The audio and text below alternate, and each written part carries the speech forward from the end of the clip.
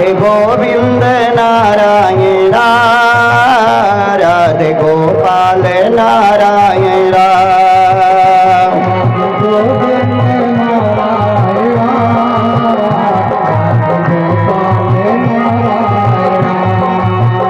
किन गुनाहों की हैं सजाए, श्याम सुंदर हमें कुछ बताए।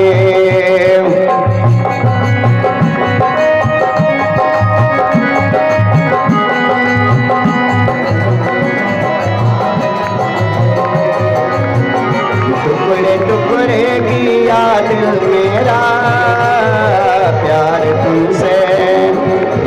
तुमसे किए जा रहे हैं। टुकड़े टुकड़े किया दिल मेरा, प्यार तुमसे किए जा रहे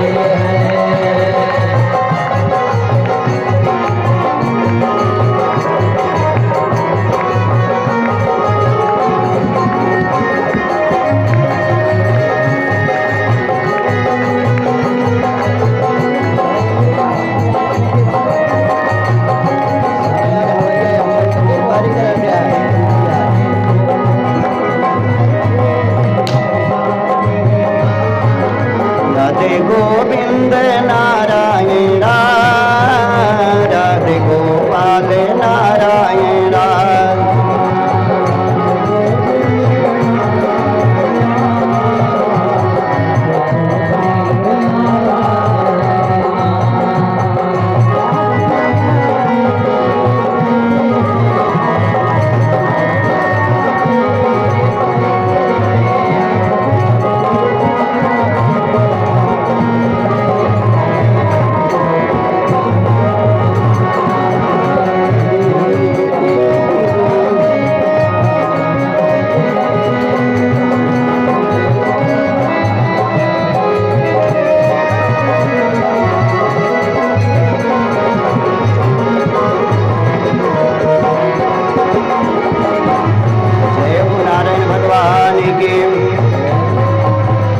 पास पास रहना, तुम साथ साथ रहना, तुम पास पास रहना,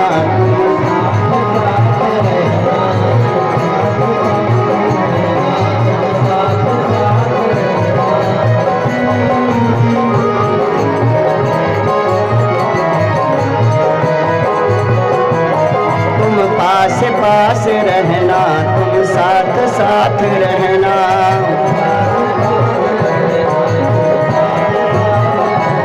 राही नया नया हूँ, हम राही बन के रहना।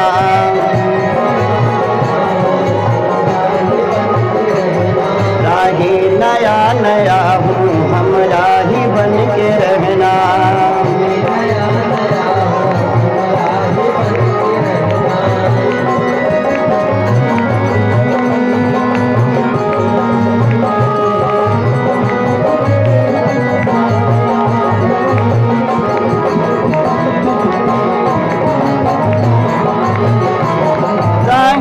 तेरी मेरी गलियां बड़ी अंधेरी,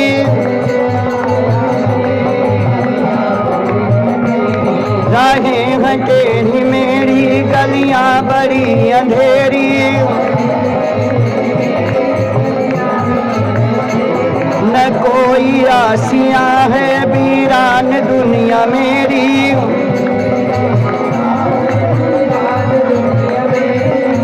के करीब रहना, मन के हबीब रहना।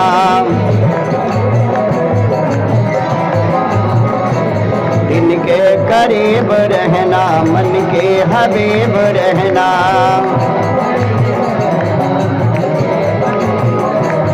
तुम पास पास रहना, तुम साथ साथ रहना। राही नया नया हूँ, हम राही बन के रहना।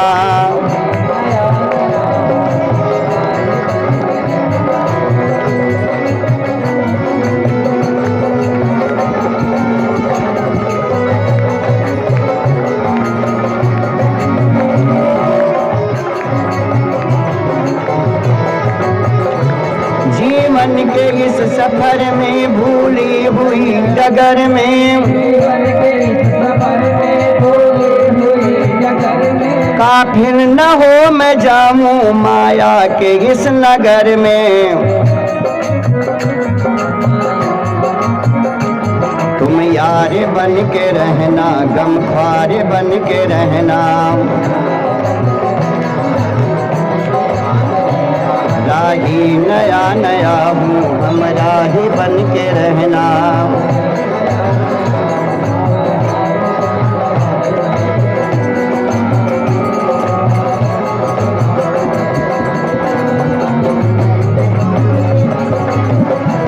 जाने बहार तुम हो, दिल का करार तुम हो, खामोश जिंदगी के साजों का तार तुम हो। जाने बहार तुम हो, दिल का करार तुम हो,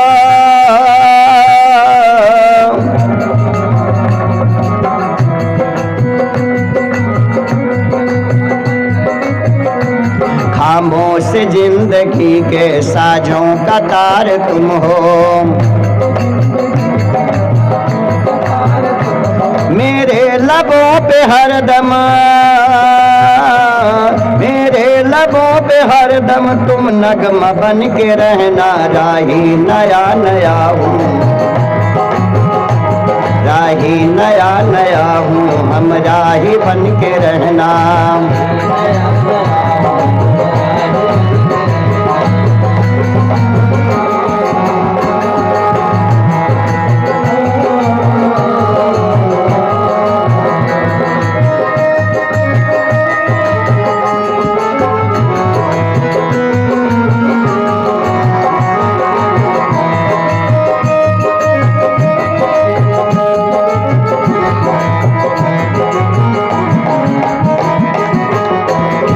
मेरी जिंदगी हो, तुम मेरी बंदगी हो, तुम मेरी जिंदगी हो, मैं तुम में खो जाऊं, मैं तुम में खो जाऊं, यक तुम रमी रमी हो।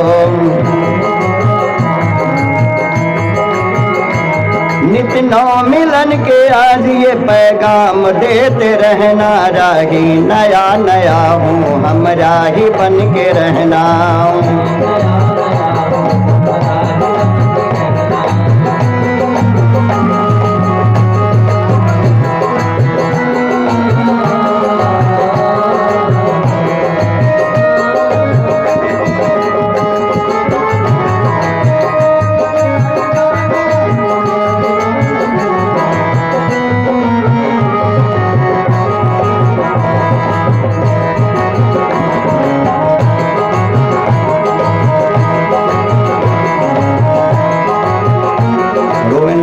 बिहारी लाल की। तो कल रात्रि की कथा में, कल शाम की कथा में इस व्यास मंच से राजा बलि के प्रसंग की कथा आप सबको सुनाई गई थी। गीता में भगवान श्री कृष्ण ने कहा है कि संतापेश कौन्ते यदि मानम परित्यजेत ददामि स्वपदम तस्मै देवानामापि दुर्लभम। संसार के सारे संतापों को सहन करता हुआ जो अपने समस्त मान को छोड़ देता है, उसको मैं देवों को भी दुर्लभ जो पद है वो मैं देता हूँ।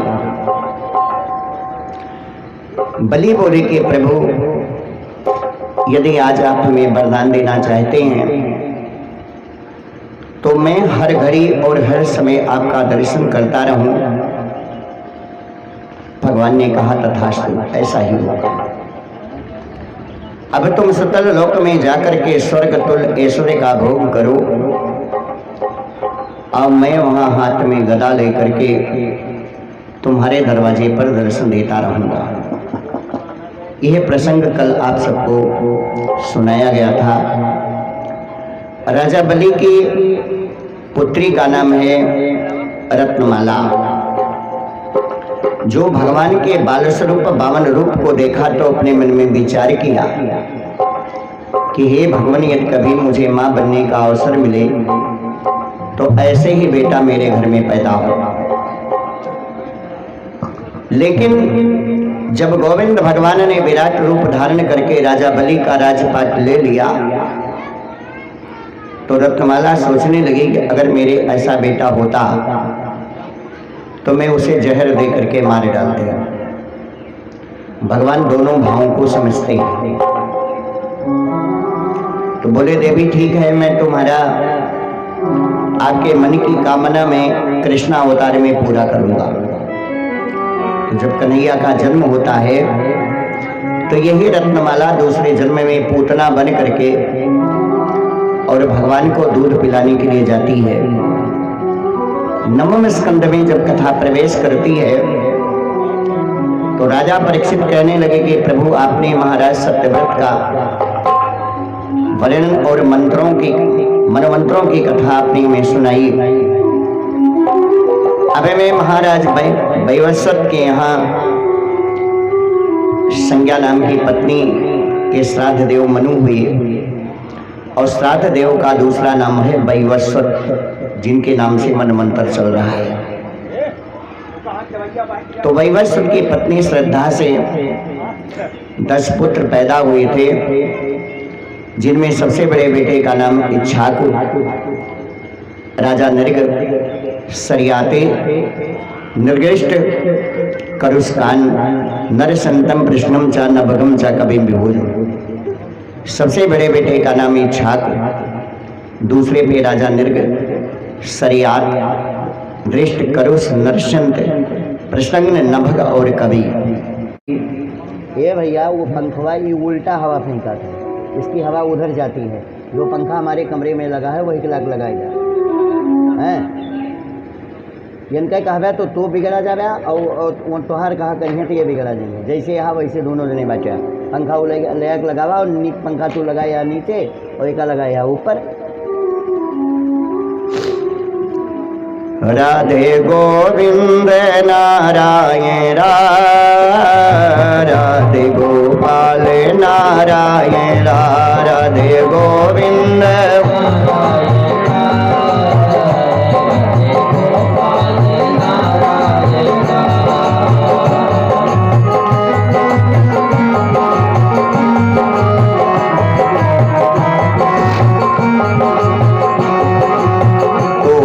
महाराज मनु के जब कोई संतान नहीं थी तो उन्होंने अपने गुरु वशिष्ठ जी को बुलवा करके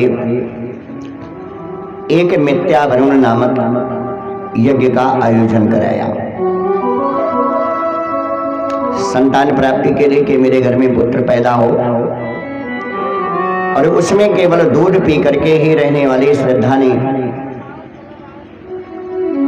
होता के पास जाकर के पूछा कि महाराज ये बताइए कि इस यज्ञ से मेरे घर में लड़की पैदा होगी या लड़का। माता पिता की दृष्टि में तो दोनों बराबर हैं, चाहे लड़का हो चाहे लड़की, लेकिन जरूरी है दोनों। अगर बहुखटकार मंत्र का उच्चारण किया जाता है तो वो पुल्लिंग मंत्र है, और यदि बकटकार मंत्र का जाप किया जाता है तो स्त्रीलिंग है। पुत्र के पैदा होने से पिता अपने पिता के ऋण से मुक्त होते हैं, और कन्या पैदा होने पर मां की कोख पवित्र मानी जाती है। तो रानी ने कहा महाराज मेरे कन्या पैदा हो, ऐसा कुछ कीजिए कि मेरे घर में लड़की पैदा हो। अब ब्राह्मणों ने मंत्र पढ़ा और यज्ञ कराया तो उसके फलस्वरूप उनके घर में एक कन्या का जन्म हुआ और जिसका नाम इला रखा गया। मनु को बड़ा दुख हुआ और अपने गुरु जी से पूछे कि गुरुदेव जी हमने तो यज्ञ किया था कि मेरे घर में लड़का पैदा हो और ये लड़की कैसे पैदा हो गई। बोले राजन आप चिंता न कीजिए, ये भाग्य की बात है और मैं आपकी लड़की को लड़का बना दूंगा। नारायण की स्तुति करके वशिष्ठ जी ने उस इला नाम की कन्या को पुत्र रूप में परिवर्तित कर दिया, जिसका नाम है सुदुम्न। 6 महीने वो लड़की रहते और 6 महीने लड़का। सुदुम्न नाम का पुत्र उनके घर में रहने लगा। एक दिन ये राजकुमार अपने साथियों के साथ जंगल में निकल पड़े और उस स्थान पर घूमते टहलते पहुंच गए जहां शंकर भगवान का स्थान था। एक बार माता पार्वती जी ने शंकर भगवान से निवेदन किया कि प्रभु रहने के लिए कहीं घर बनवाइए, तो उनका रहने का स्थान है अंबिका वन। अगर वहां पर कोई स्त्री जाती है तो पुरुष बन जाती है और कोई पुरुष जाता है तो स्त्री बन जाता है। आज राजकुमार सुदुम्न भी जब वहां पर पहुंचे तो वही हाल हुआ। घोड़ा घोड़ी बन गया और राजकुमार कन्या बन गए। तो राजा परीक्षित ने पूछा कि गुरुदेव जी, इसमें कौन सा ऐसा गुण था जिसके कारण लोग पुरुष से नारी बन जाते थे? तो परीक्षितो वाच कथम में वा गुणोदेशः केन मा भगवान कृतः। शंकर भगवान का दिया हुआ आशीर्वाद है कि अंबिका विपिन में जाते ही, अंबिका विपिन में जाते ही नर से नारी हो जाता है। अंबिका विपिन में जाते ही नर से नारी हो जाते हैं।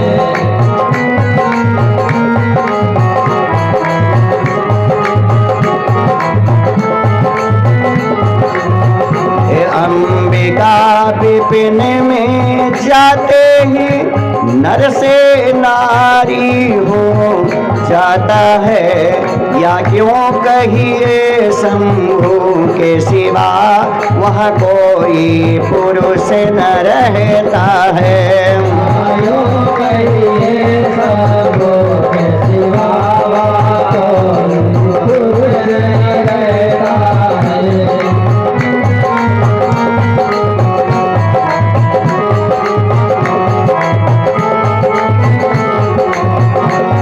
ये कह दीजिए कि शंभु के सिवा शंकर भगवान के अलावा वहां कोई पुरुष नहीं रहता है। तो शंकर भगवान ने पार्वती को प्रसन्न करने के लिए इस पुरुष क्षेत्र में आने वाले व्यक्ति को स्त्री रूप बनने का आशीर्वाद दे दिया। जब राजकुमार सुदुम्न स्त्री बन करके वहां पर गए और विचरण करने लगे तो इनका विवाह महात्मा बुद्ध के साथ हुआ और उनके संजोग और मिलन से एक पुत्र पैदा हुए और जिनका नाम है पुरुरवा। पुरुरवा वंश की उत्पत्ति यहीं से हुई। अपने बेटे को प्राप्त करने के लिए महाराज मनु ने बहुत कठिन तपस्या किया और फिर वशिष्ठ जी उनको किसी प्रकार से लेकर के आए। वैवस्वत मनु ने जमुना के किनारे पुत्र प्राप्ति के लिए 100 वर्ष तक तपस्या की और फिर उनके 10 बेटे पैदा हुए। सबसे बड़े बेटे का नाम इक्ष्वाकु है, जिस वंश में भगवान राम का जन्म हुआ। महाराजा नृग जो संतों की सेवा में लगे रहते थे और उन्होंने अपने जीवन में बहुत से गोदान कर डाले। 60,000 गांवों का उन्होंने दान किया। तीसरे नंबर पर महाराज शरियात की कथा आती है। राजा शरियात सिंहासन पर बैठे, ये तत्वज्ञ थे और इनके घर में एक कन्या का जन्म हुआ और जिस कन्या का नाम है सुकन्या। एक बार महाराज कन्या को साथ लिए और सेना लेकर के जंगल में जा रहे थे, जहां पर चमन ऋषि का आश्रम था और उनकी समाधि स्थली बनी थी। उनके ऊपर दीमक ने अपना घर बना लिया था। केवल दोनों आंखें उनकी जुगनू की तरह चमक रही थी। सुकन्या घूमते टहलते बाबा के पास में गई और चमकने वाली आंखों को कांटों से भेद दिया। उससे रक्त स्राव होने लगा, खून बहने लगा। शरीयत की सारी सेना का मलमूत्र रुक गया, क्योंकि इन्होंने संत का अपराध किया। गुरु बृहस्पति जी ने इंद्र से बताया है कि हे सुरेश, देवराज इंद्र, भगवान के स्वभाव के बारे में आप जानो। कैसा निर्मल स्वभाव है भगवान का कि कोई परमात्मा के साथ अपराध करे तो भगवान को गुस्सा नहीं आता है, लेकिन जब कोई संत का अपमान करता है तो भगवान नाराज हो जाते हैं। कि सुने सुरेश रघुनाथ स्वभावो,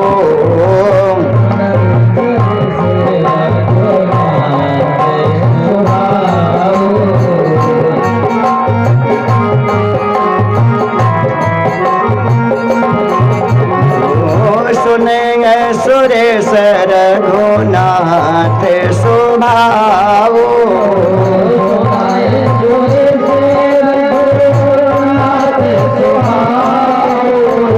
निज अपराध रिसाई न काओ,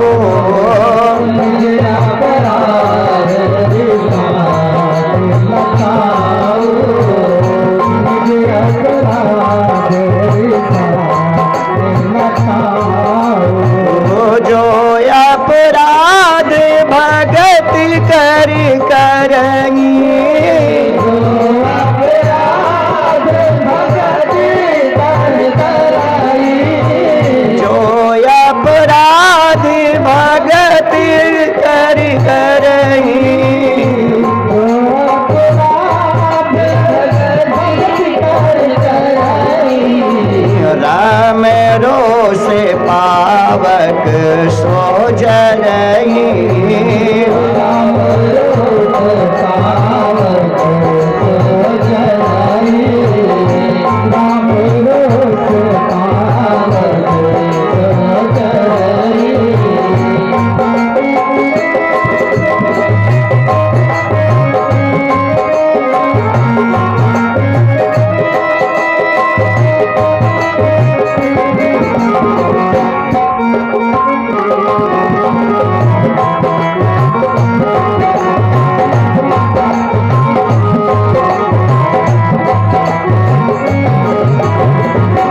देवराज इंद्र को बृहस्पति जी ने बताया कि भगवान का कोई अपराध करता है तो परमात्मा उससे नाराज नहीं होते हैं, लेकिन जो अपराध भगत का करते हैं तो परमात्मा के गुस्से में ऐसे जल जाते हैं जैसे अग्नि में कोई वस्तु जल जाती है।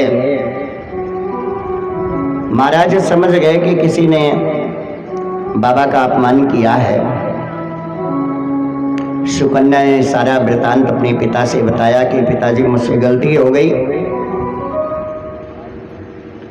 तो महाराज शरीयत अपनी बेटी को लेकर के चमन ऋषि के आश्रम में गए। चमन ऋषि बोले कि यह सब कुछ प्रारब्ध के द्वारा होता है। हानि, लाभ, जीवन, मरण, जस और अपजस ये परमात्मा के हाथ में है, भगवान के हाथ में है। तो चमन ऋषि का आशय समझ करके अपनी कन्या को उनकी सेवा में छोड़कर नगर को वापस चले गए और सुकन्या बाबा की सेवा में जुटी रही। एक बार इनके आश्रम में अश्विनी कुमार आए तो चमन ऋषि ने कहा, भैया आप मुझे युवा अवस्था दे दो, मेरी आंखों को आप ठीक कर दीजिए। तो मैं देवताओं के यज्ञ में आपको सोमरस का पान कराऊंगा, उसका भाग दूंगा।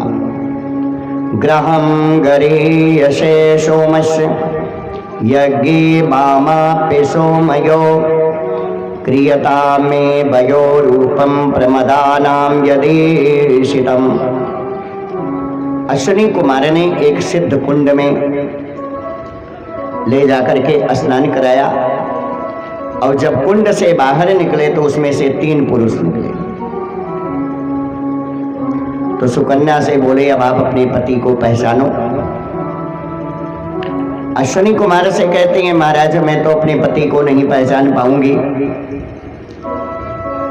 तो उन्होंने ऋषिवर को अलग कर दिया और उनके साथ में सुकन्या रहने लगी। एक दिन महाराज सरियात यज्ञ कराने के निमित्त मुनि के आश्रम पर आए और सुकन्या के पास में बैठे हुए एक तेजवान सूर्य के समान तेजस्वी पुरुष को जब देखे तो महाराज ने सुकन्या का प्रणाम नहीं लिया और न प्रेम से उनकी ओर देखे। तदर्श द्वैतो पार्श्वे पुरुषम सूर्य वर्षसम, और कहने लगे कि अरे तुम्हारा विवाह तो मैंने एक अंधे वृद्ध के साथ, पुरुष के साथ किया था, और इतने सुंदर पुरुष के पास में तुम कैसे आ गई? तो सुकन्या कहने लगी, महाराज ये वही हैं वाच तात जमाता तव एश भृगुनंदना। ये महाराज भृगु के पुत्र चमन ऋषि ही हैं। अश्विनी कुमारों ने इनके ऊपर बड़ी कृपा की और इस बात को जब महाराज सुने तो बहुत खुश हुए। इन्हीं के वंश में महाराज नभाग और अम्बरीश जी का जन्म हुआ। अम्बरीश जी एकादशी का व्रत रखते थे और जिसमें एक कथा आती है दुर्वासा ऋषि की। अम्बरीशो महाभागा सप्तदीपवतीं महीम अव्ययं च श्रियं लब्धा विभवं चातुलं बुभि। श्री सुखदेव जी कहने लगे कि राजन, महाराज अम्बरीश सप्तदीपों के सहित पृथ्वी का अखंड शासन करने वाले थे। अनंत ईश्वर को प्राप्त करके भी इस संसार के सुख को वो स्वप्नवत समझते थे। जैसे कोई स्वप्न में राजा बन जाए, जागने के बाद वो राजा नहीं है। स्वप्न में कोई डर रहा हो कि हमें कोई सर्प काट रहा है या कोई मुझे पकड़ रहा है, तो नींद टूटने के बाद में वो भय भी दूर हो जाता है। स्वप्न मिथ्या है और स्वप्न सत्य भी है। तो ये संसार अपना जरूर है, लेकिन इसे अपना मत मानो। जब संसार को हम आप अपना मानेंगे तो हमें दुख है, और संसार को पराया मानेंगे तो कोई दुख नहीं है। एक बार अपनी पत्नी के साथ द्वादशी प्रधान एकादशी का जो अखंड व्रत है, 1 वर्ष तक नियमित करने का उन्होंने संकल्प लिया और व्रत की समाप्ति पर ब्राह्मणों को भोजन करा के उनको संतुष्ट रखते थे। जमुना नदी में स्नान करने के लिए गए और वहीं पर उनकी मुलाकात दुर्वासा ऋषि से हो गई। बोले, महाराज आप मेरे यहाँ का निमंत्रण प्रसादी ले लीजिए। कि ठीक है। दुर्वासा ऋषि निमंत्रण स्वीकार करके नदी में स्नान करने चले गए। आने में उनको देर हो गया तो अम्बरीश ब्राह्मणों से बोले कि ब्राह्मण से पहले प्रसाद पाना और द्वादशी में ही पारायण न करना, दोनों ही मेरे लिए दोष है। अगर दरवाजे पर ब्राह्मण बैठे हैं तो बिनगा उनको भोजन कराइए, भोजन नहीं करना चाहिए।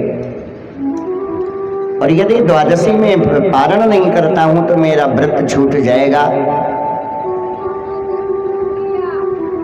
जिसमें कोई दोष न लगे वो ऐसा उपाय बताइए। तो पुराणों में ऐसा वर्णन आया है कि जल लेना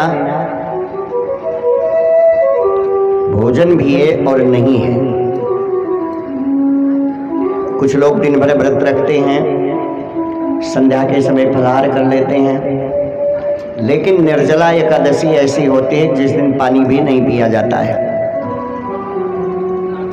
तो व्रत में पानी पीना भोजन के समान है और ना पिया जाए तो भी व्रत टूट जाएगा। ऐसा सोच करके दुर्वासा ऋषि ने भगवान राजा अम्बरीश ने भगवान को स्नान कराया और गोविंद भगवान का चरणोदक उन्होंने पान कर लिया। थोड़ी देर के बाद में दुर्वासा ऋषि आ गए। जब उन्हें पता चला कि महाराज ने जलपान कर लिया, पानी पी लिया, तो गुस्से में आए और अपनी एक जटा उखाड़ करके उन्होंने जमीन पर फेंक दिया। उसी जटा से एक कृत्या का निर्माण हुआ। कृत्या का मतलब है रोबोट। एवं ब्रह्मांड उत्कृत्य जटामरोषे विदीपितः तयाशा निर्ममे तस्मै कृत्याम कालानलोपाम। और वो धधकती आग के समान एक प्रलय आकृति में खड़ी हो गई और हाथ में तलवार लेकर के अम्बरीश को मारने के लिए दौड़ पड़ी। लेकिन राजा अम्बरीश विचलित नहीं हुए। भगवान ने अपने भक्त की रक्षा के लिए सुदर्शन चक्र को नियुक्त किया कि आज मेरे भक्त अम्बरीश की आप रक्षा करो। और सुदर्शन चक्र ने उस कृत्या को भस्म कर दिया। अग्नि की बारिश होने लगी और दुर्वासा ऋषि की ओर धीरे धीरे चलने लगा। अम्बरीश महाराज हाथ जोड़ करके खड़े हुए हैं, न उनके चेहरे पर हर्ष है और न शोक है। उद्यानम ते पुरुषम नवयानम। ये मनुष्य आप ऊपर उठो, आगे बढ़ो, उन्नति करो, नीचे मत गिरो, पतन की ओर मत जाओ। वीरता, धीरता और गंभीरता के साथ अपने कर्तव्य पथ पर आगे बढ़ो।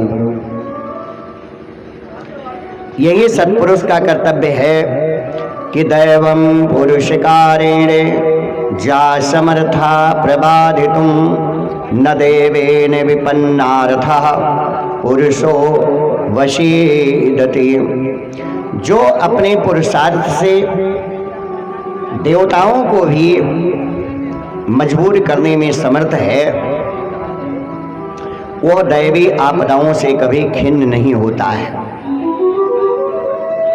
इसी प्रकार महाराज अम्बरीश हाथ जोड़े शांत चित्त से खड़े हैं। बैठन कहागा नवोहि काहू बैठन काहू न बैठन कहा नवोहि काहू न बैठन राखे को सकाए राम कर द्रोही।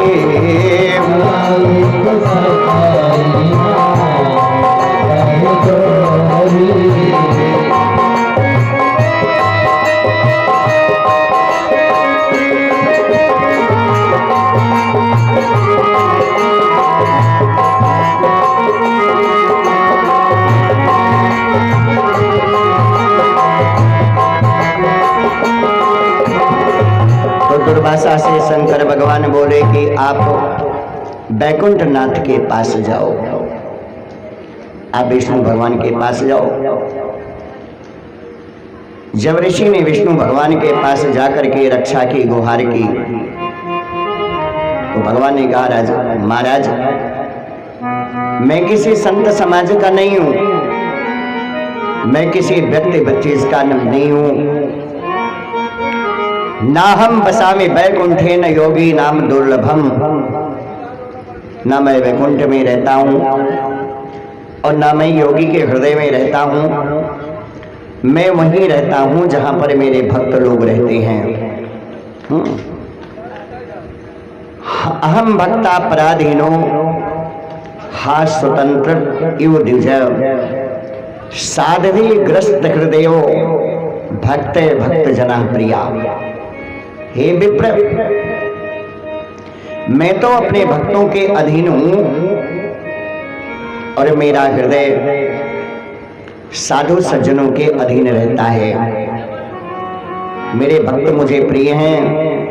यदि तुम बचना चाहते हो तो आज अम्बरीश की शरण में जाओ कि अपने भक्तों के लिए प्रभु, अपने भक्तों के लिए दौड़ी कर आते कन्हैया, अपने भक्तों के लिए दौड़ी कर आते कन्हैया, अपने भक्तों के लिए।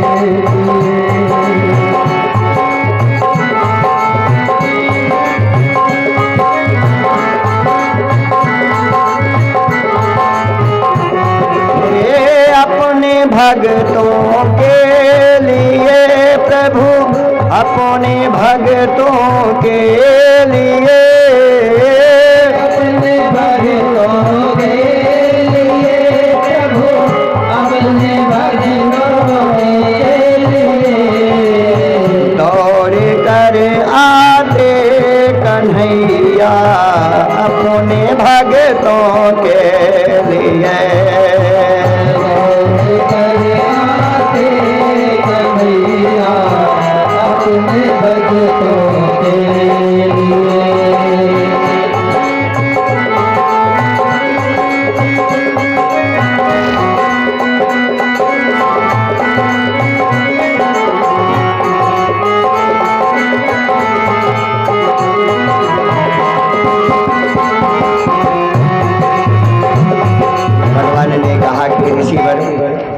साधसु प्रहितम तेजा प्रहर्तु कुर्ते अशिवम।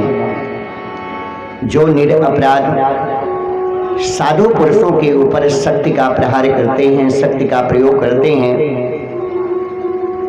तो वो शक्ति उसी का नाश कर देती है जो चलाया है। उन महाराज अम्बरीश से ही जाकर आप क्षमा मांगिए। 1 वर्ष तक अम्बरीश जल के आधार पर खड़े रहते और दुर्वासा ऋषि 1 साल तक भागते रहे। अंत में अम्बरीश की शरण में आकर के उनके चरणों पर गिर गए और दुर्वासा ऋषि को दीन भाव से प्रार्थना करता देख करके अम्बरीश महाराज सुदर्शन से विनती करते हैं कि अब इनको आप छोड़ दीजिए। सुदर्शनम नमस्तुभ्यं शास्त्रा आरक्षित प्रिय सर्वास्त्र धातृ विप्राय स्वस्ति भूया इडस्पते। हे सुदर्शन, आप में हजारों छुरियां हैं, हजारों धार हैं। गोविंद भगवान के समस्त अस्त्रों की नाश करने की आपकी क्षमता है। गोविंद भगवान को आप प्रिय हैं, आपको नमस्कार है। हे पृथ्वी के ईश्वर, आज आप इस ब्राह्मण का कल्याण कीजिए। नमः सुनामा खिल धर्म से तवे अधर्मशीला सुर धूम के तवे। त्रिलोक गोपाय विशुद्ध वर्चसे मनोज बाया अद्भुत करे मरे गृहे। हे सुंदर नाभि वाले चक्र, सकल धर्म की मर्यादा करने वाले, अधर्म आचरण करने वाले असुरों का नाश करने को आप अग्नि रूप में हैं, इसलिए मैं आपको नमस्कार करता हूँ। त्रिलोक की रक्षा करने वाले, परम तेजस्वी मन की तरह वेग वाले और अद्भुत चरित्र वाले आपको नमस्कार है। अम्बरीश की प्रार्थना से सुदर्शन चक्र शांत हो गया और चला गया। इसके बाद महाराजा मानधाता की कथा आती है। तो मानधाता के पुत्रों में एक पुत्र का नाम है पुरुतकुश। कि नर्मदा भातृवीरदत्ता पुरुतकुश और गई और तैयार सतलम नीते भुजगेंद्रे प्रयुक्तया। मानधाता के पुत्रों में पुरुतकुश के साथ नागों ने अपनी बहन नर्मदा का विवाह किया था। नर्मदा अपने भाइयों की प्रेरणा से पुरुतकुश को पाताल लेकर के गईं। वहां पर इन्हें नागों को सताने वाले गंधर्वों को मार दिया, क्योंकि ये साक्षात विष्णु भगवान के अवतार थे। इनको नागों ने वरदान दिया कि जो आपके नाम का स्मरण करेगा उस व्यक्ति को कभी नाग का भय नहीं रहेगा। पुरुतकुश के बेटे का नाम है त्रिदस्यु, अनरण, हर्ष, अरुण। अरुण के बेटे का नाम है त्रिबंधन। उनके बेटे का नाम सत्यव्रत हुआ, जो बाद में त्रिशंकु नाम से प्रसिद्ध हुए और ये अयोध्या के राजा हैं। जब विश्वामित्र जी तपस्या करने के लिए गए थे तो उनकी तपस्या में 10,000 वर्ष का समय लग गया। तो महाराज त्रिशंकु ने उनके पुत्र, पत्नी और परिवार का भरण पोषण अच्छे ढंग से कराए थे। विश्वामित्र जी जब तपस्या करके आए तो अपनी धर्मपत्नी से पूछे कि ये बताइए, इतने दिन तक तो मैं घर में नहीं था, तो इस परिवार का भरण पोषण कैसे हुआ? आपकी से शुरुआत किसने किया? तो बोले कि महाराज, आपके निर्णय पर राजा त्रिशंकु ने हमारी बड़ी मदद की। विश्वामित्र जी पहुंच गए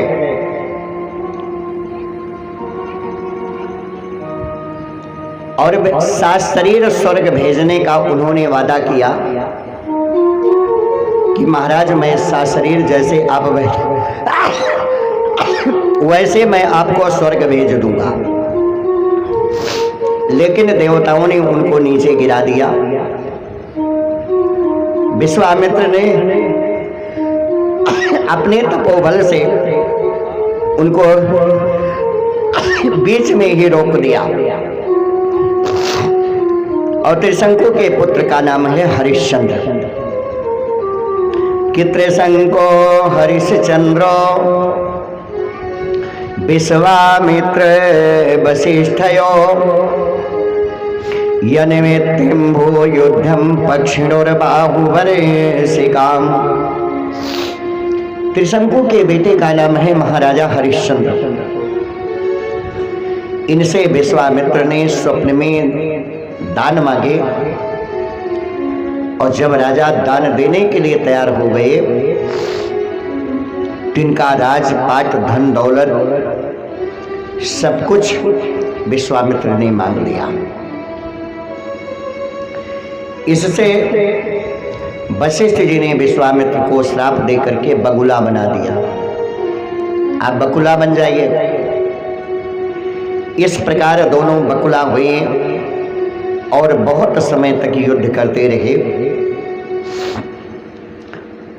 तो राजा परीक्षित ने पूछा कि गुरुजी, इस युद्ध का कारण क्या था? तो कहे महाराज इसका बहुत बड़ा कारण था कि जब हरिश्चंद्र के कोई संतान नहीं थी तो इन्होंने पुत्र प्राप्ति के लिए अपने घर में वरुण देवता की पूजा किया, उनकी यज्ञ कराई कि महाराज मेरे घर में पुत्र पैदा हो। तो वरुण जी की कृपा से एक पुत्र हरिश्चंद्र के पैदा हुआ जिसका नाम है रोहित। तो इन्होंने संकल्प लिया था कि जो भी बेटा पैदा होगा वो मैं वरुण को दे दूंगा। लड़का पैदा हुआ, 2-4 महीने बाद वरुण जी आए और बोले महाराज बेटा दे दीजिए। तो कहीं अभी नहीं, जब बेटा थोड़ा बड़ा हो जाएगा तो ले लीजिएगा। अब 6 महीने के बाद आए तो बोले जब इसके दांत निकल आएंगे तब ले जाइएगा।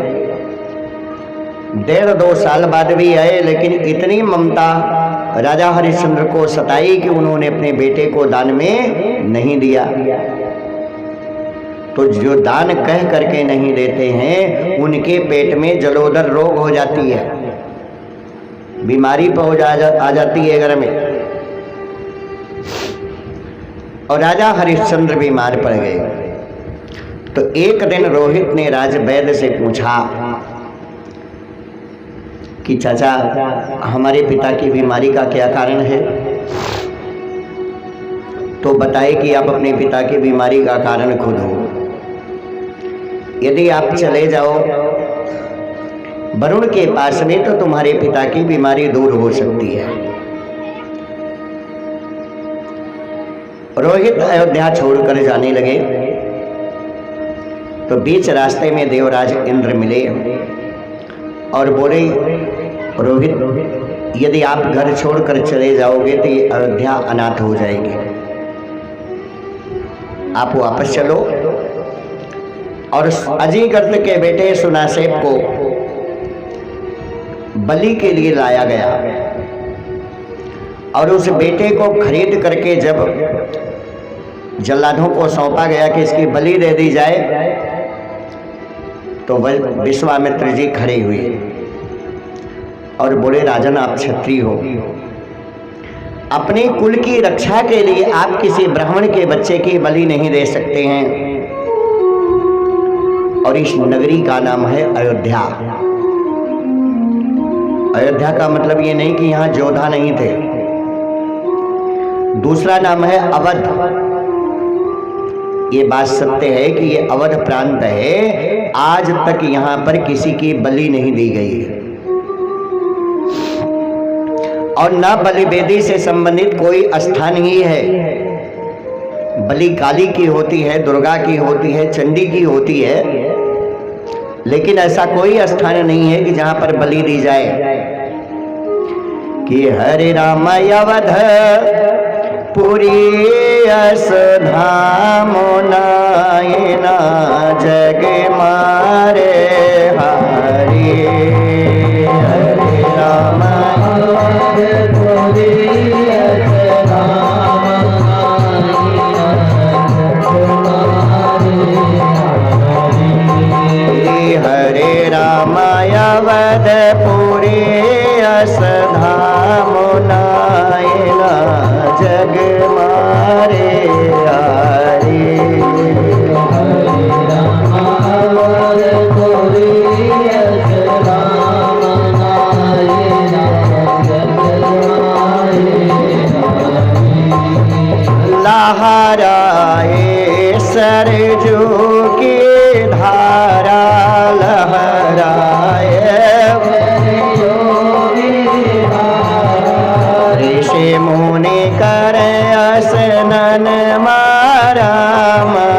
हरे राम ले राम कय नावना जग मारे हरे।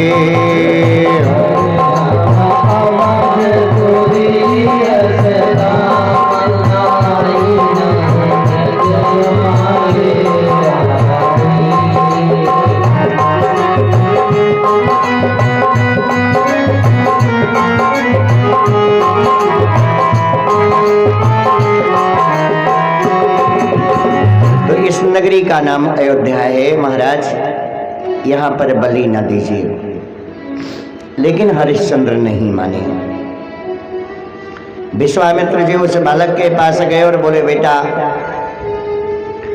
अगर आप अपने प्राण की रक्षा चाहते हो तो वरुण जी की पूजा करो। ओम बम वरुणाय नमः। उस बच्चे ने जब 8 बार नाम लिया तो वरुण जी प्रकट हो गए और बोले कि महाराज हमें बलि नहीं चाहिए। तो ये बेटा किसका हुआ? राजा का हुआ कि अपने माता पिता का हुआ कि विश्वामित्र जी का हुआ? तो बोले कोई भी कोर्ट हो, चाहे वो डिस्ट्रिक्ट मजिस्ट्रेट की कोर्ट हो और चाहे सेशन का हो, मजिस्ट्रेट के पास में जब तक फाइल है तब तक पैरोकार लगे रहते हैं। लेकिन जिस दिन उन्होंने अपना जजमेंट सुना दिया तो उनका अधिकार खत्म हो गया। अब उसमें वो रंग राइट कुछ नहीं कर सकते हैं। आप अपील कीजिए, आगे बढ़िए, रिवीजन कीजिए। तो राजा ने तो मृत्युदंड का आदेश दे दिया, तो ये पुत्र हरिश्चंद्र का नहीं है। माता पिता बेच चुके हैं, इसलिए उनका भी अधिकार इस बच्चे पर नहीं है। तो कहीं बच्चा जाएगा कहाँ? विश्वामित्र जी ने बचाया है। विश्वामित्र का मतलब है वर्ल्ड फ्रेंड, जो सारे विश्व का मित्र हो, ऐसे गुरु का नाम है विश्वामित्र। क्षत्रिय भले हैं लेकिन वो धर्मज्ञ और मर्मज्ञ दोनों हैं। धर्म की मर्यादा को भी बड़ी बात जानते हैं और आज की शासन सत्ता को भी चलाना जानते हैं, क्योंकि उनका नाम था विश्वरथ। पहले वो नरेश थे, राजा थे, सम्राट थे। वो बच्चा इनको वापस मिला। आज विश्वामित्र जी के पास में 50 संतान हैं और एक बेटी है जो मेनका अप्सरा से उत्पन्न है, जिनका नाम है शकुंतला।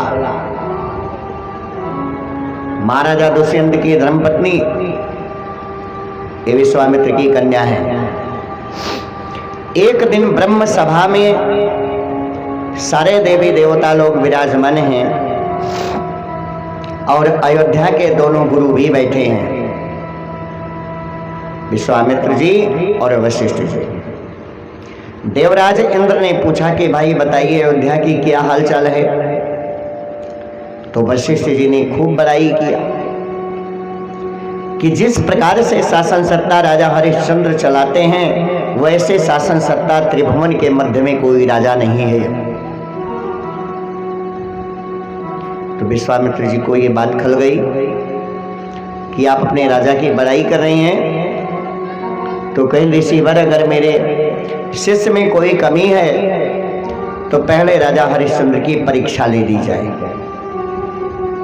अगर वो पास होते हैं तब उनको बढ़िया मानिए, तो कहीं ठीक है हम परीक्षा लेंगे।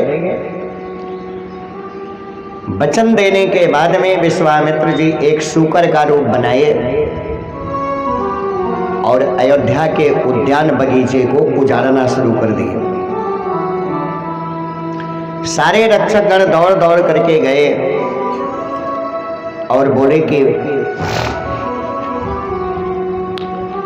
महाराज एक सुअर आई है और जो बगीचे को उजाड़ दे रही है। तो हरिश्चंद्र ने पूछा कि सुअर कितनी शक्तिशाली है? तो कहीं जो भी योद्धा सैनिक सिपाही जाते हैं सबको वो मार मार के भगा देती है। तो स्वयं राजा हरिश्चंद्र अपने रथ पर सवार हुए और सैनिकों के साथ उस सुअर का पीछा करते हैं। जिस प्रकार से राजा भानु प्रताप मायावी सुकर के चक्कर में पड़ गए, आज ठीक उसी प्रकार से हरिश्चंद्र भी ये सुअर रूपी विश्वामित्र के पीछे टहलना शुरू कर दिए। के तक तेरे महीप चलावा,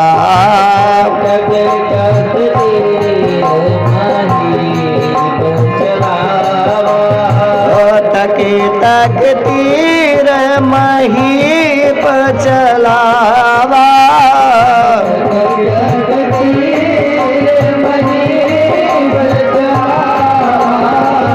करे छल सुअर शरीर बचावा।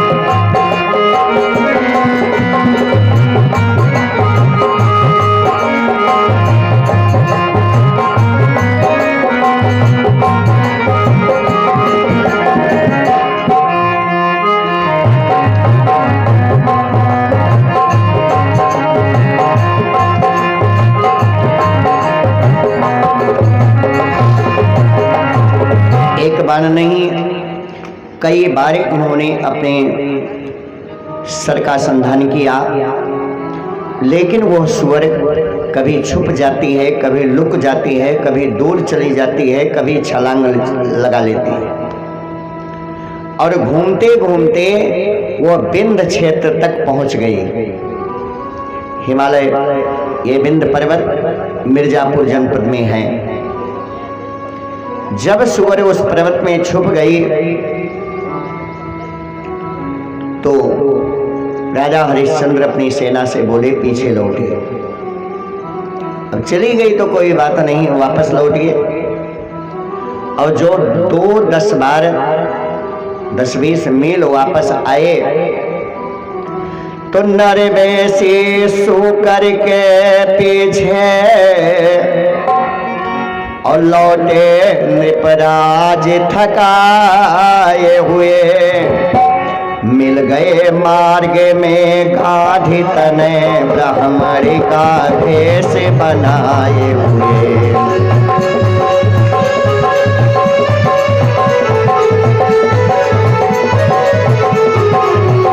मिल गए मार्ग में गाधी तने ब्राह्मणी का भेष बनाए हुए।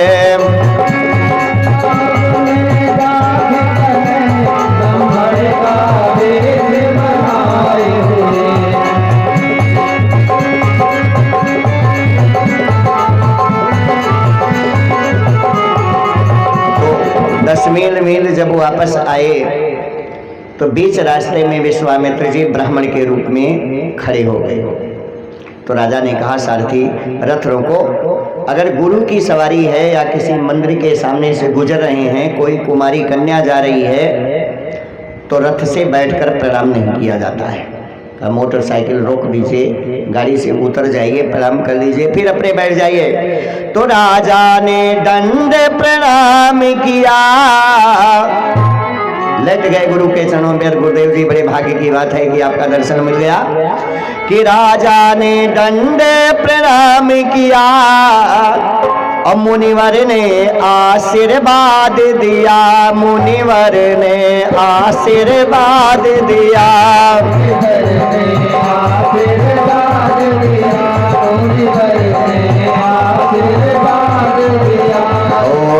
ही से मतलब में तो मंतव्य वहाँ पर प्रकट किया।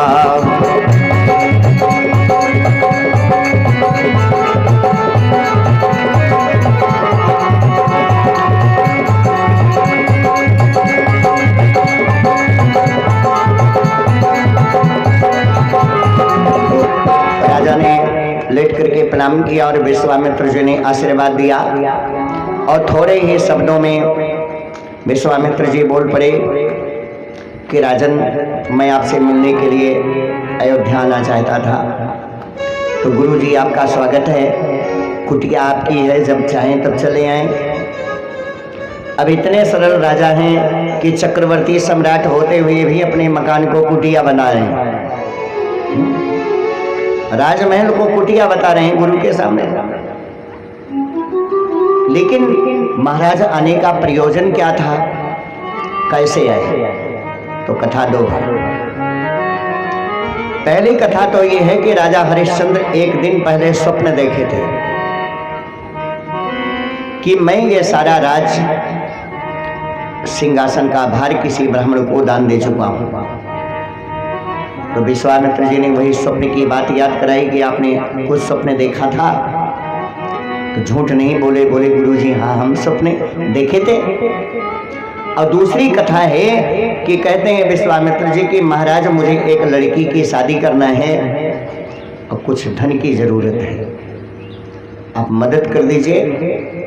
तो कहीं गुरुजी चिंता न कीजिए, लड़की की शादी में भाग्यदान का मतलब होता है परीक्षा, और फलदान का मतलब होता है तिलक, कन्यादान का मतलब होता है विवाह, और वधू प्रवेश द्विरागमन का मतलब है गौना।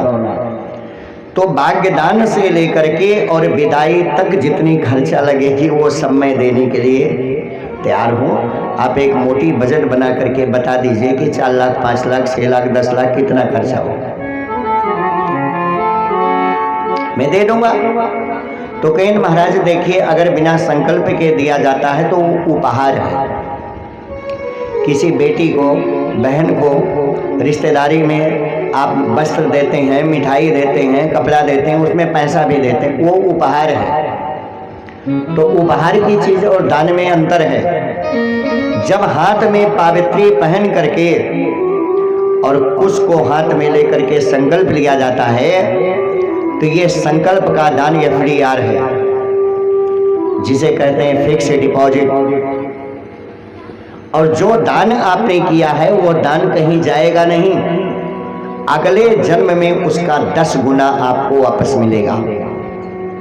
ये वाल्मीकि रामायण का प्रमाण है कि भगवान श्री कृष्ण के पीछे, वैसे तो ये पारब्रह्म परमेश्वर हैं, स्त्री समुदाय से इनका कोई मतलब नहीं है क्योंकि मोर का पंख मस्तक पर विराजमान है।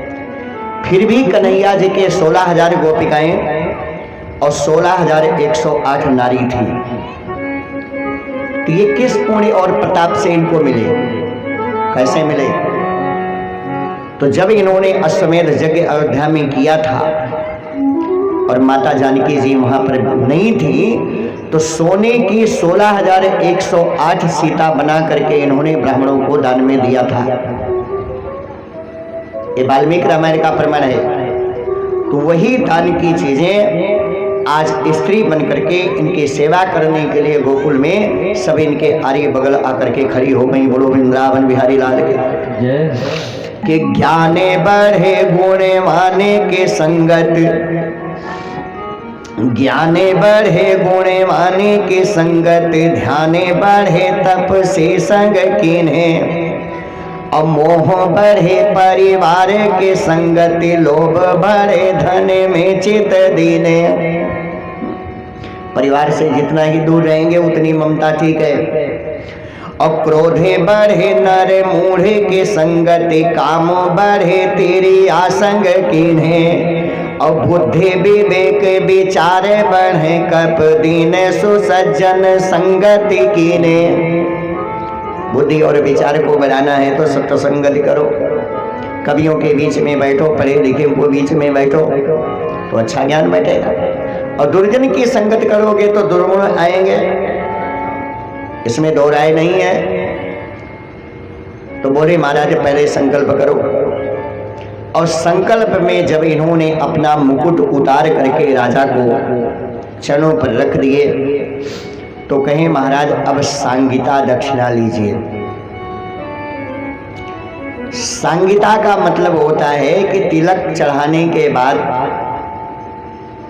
उसी वर के हाथ में जो अलग से आप 1500 1100 2100 पंडित जी के कहने से संकल्प करते हैं, वो यज्ञ के न्यूनाधिक कमी को पूरा करने की दक्षिणा है। यज्ञ में भूयसी दक्षिणा और दान पर सांगिता दक्षिणा। तो राजा हरिश्चंद्र बोले कि वित्त मंत्री खजाने से कुछ पैसा लाइए, गुरु जी को दान दे दें। तो हरिश्चंद्र जी मुस्कुराए, बोले राजन आप धर्मज्ञ व्यक्ति हो, और जब आपके सिर से मुकुट उतर गया तो अब आपके राजकीय मुद्रा को उस पर कोई अधिकार नहीं है।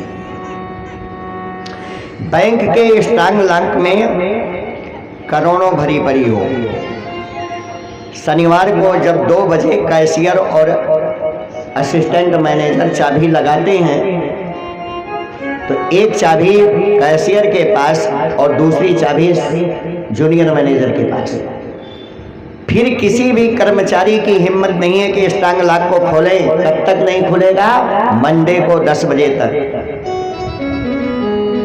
उस सरकारी पैसे पर किसी का अधिकार नहीं है। तो बोले महाराज जब ताज ही आपका नहीं है तो अधिकार कैसा रह गया?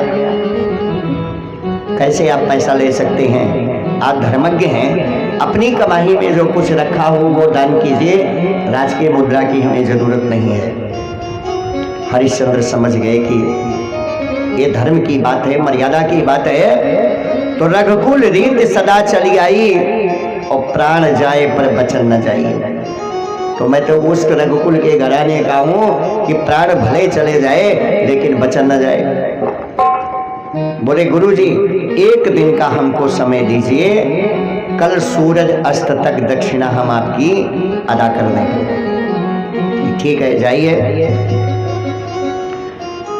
जब रोहित को पता चला कि पिताजी ने सब कुछ दान कर दिया तो बेटा भी अपने पिता के साथ हो लिया। रानी सैब्या को जब पता चला कि तारा को कि मेरे पति जी जा रहे हैं तो वो भी राजसी वस्त्र को उतार करके और एक योगिनी का रूप धारण कर लिया कि रानी का सब श्रृंगार छूटा और केवल एक साड़ी मोटी है और राजा पर केवल धोती है, बेटे पर एक लंगोटी है। राजा पर केवल धोती है, बेटे पर एक लंगोटी है।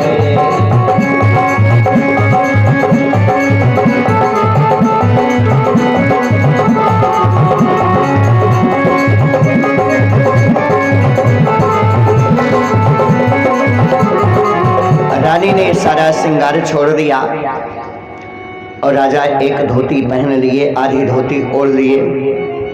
वो भी बेचारी दासी की तरह जो रथ पर और महलों में रहने वाली कंकड़ पत्थर के मार्ग पर चलने लगी। कितनों बढ़िया चले वाला हुए, लेकिन अब भाई रेलवे लाइन के किनारे किनारे छोटके स्टेशन से जाए पड़े तो हालत खराब हो जाए। कंकड़ पत्थर ये गर्मी आप ताप। तो हरिश्चंद्र सोचे कि जौनपुर तक तो अवध प्रांत है, इसको अवध प्रांत कहते हैं। फैजाबाद मंडल प्रतापगढ़ बीसी में था। इधर गंगा, इधर सरजू, उधर लखनऊ, इधर जौनपुर, ये अवध प्रांत है। और जब मैं इसके बाहर निकलूंगा तो जौनपुर के बाद में आता है काशी स्टेट, वहां के दूसरे राजा हैं।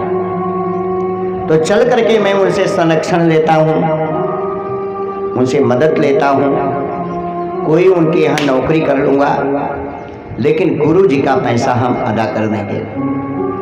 कितना सुंदर भाव है कि गुरु भक्तों के खुले गए भाग्य और जब गुरु सेवा मिले, गुरु भक्तों के खुले गए भाग्य जब गुरु सेवा मिले, गुरु भक्तों के खुले गए भाग्य जब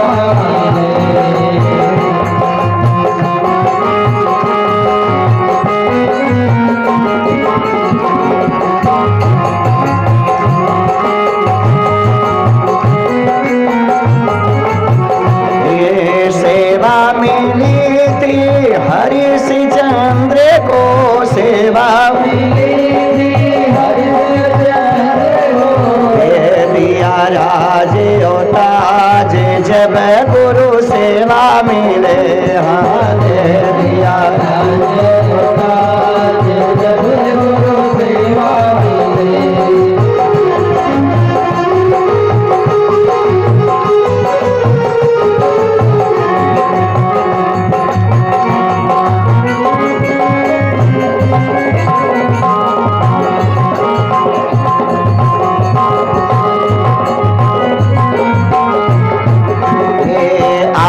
भी बिके राजा, रानी को बेच दिया, आप भी बिके राजा,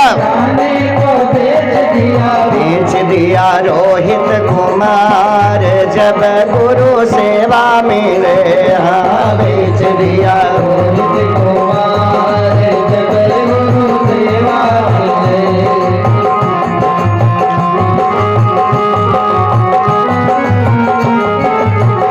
जय हो नारायण भगवान की। दिन भर काशी नगरी में हरिश्चंद्र दरवाजे दरवाजे पर टहलते रहे कि भैया मुझे कोई अपने घर का चाकर बना लो, मुझे कोई छोटी मोटी नौकरी दे दो, लेकिन कोई देने के लिए तैयार नहीं हुआ। तब ये बीच चौक में खड़े हुए कि मैं अब अपने शरीर को बेच दूंगा, कोई मुझे खरीद ले।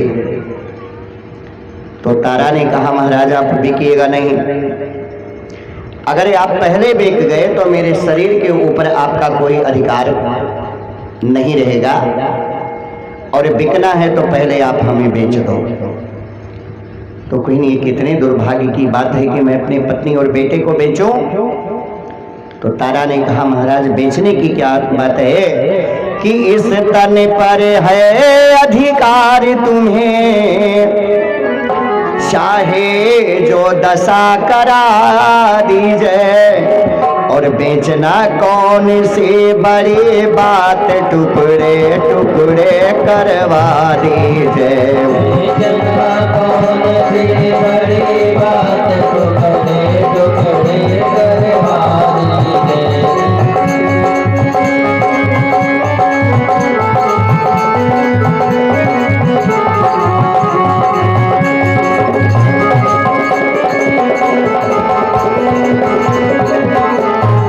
महाराज बेचने की कौन सी बात करते हैं, एक एक टुकड़ा मेरे शरीर को करवा दीजिए, वो भी मुझे मंजूर है। एक पंडित जी आए, उन्होंने तारा को खरीद लिया, रोहित उनके साथ चले गए। और फिर एक डोम जी आए, उन्होंने राजा हरिश्चंद्र को मरघट की ड्यूटी दे दी, और दोनों से जो धन मिला वो धन विश्वामित्र के शिष्य लोग ले लिए और अपने गुरु के पास चले गए। समय धीरे धीरे बीतता चला गया। डोम भी हरिश्चंद्र को प्रताड़ित करते थे, और पंडित जी भी जो हैं वो तारा को कुछ न कुछ कहा करते थे। एक दिन पंडित जी बोले कि तारा मुझे सुबह कहीं जाना है, आप भोजन प्रसादी कुछ ना कुछ बना दो। तारा चौका बर्तन करने लगी, भगवान का परखत मांजने लगी, पूजा की तैयारी करने लगी। और समय ऐसा आया कि पूजा के लिए पुष्प नहीं आए, फूल नहीं था। तो बोले तारा फूल नहीं लाई, तो अपने बेटे से बोले कि बेटा आप जाओ